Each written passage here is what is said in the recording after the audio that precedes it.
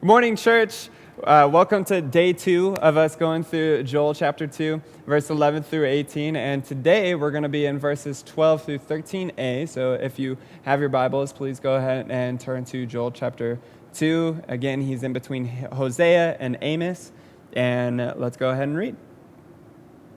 Verse 12, "Yet even now, declares the Lord, return to me with all your heart, with fasting, with weeping, and with mourning, and rend your hearts and not your garments."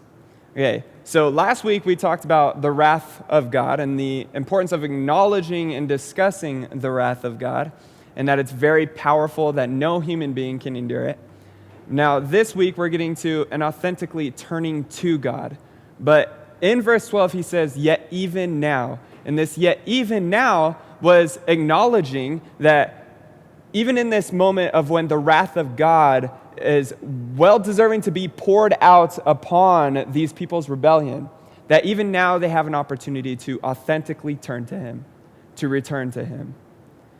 And this authentically was coming from a state of their actual heart, not just their garments. So the rend there, that word in verse 13, was a tear of your heart. Okay?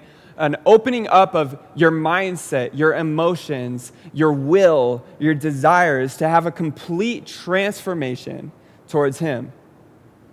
And not just an acting out of righteousness or an acting now out of goodness or perfection in any way that we look at that.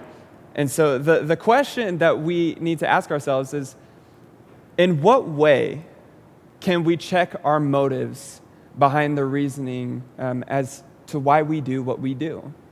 And that's an important question for us to ask ourselves, because God is after the heart change and not just for our actions to look righteous.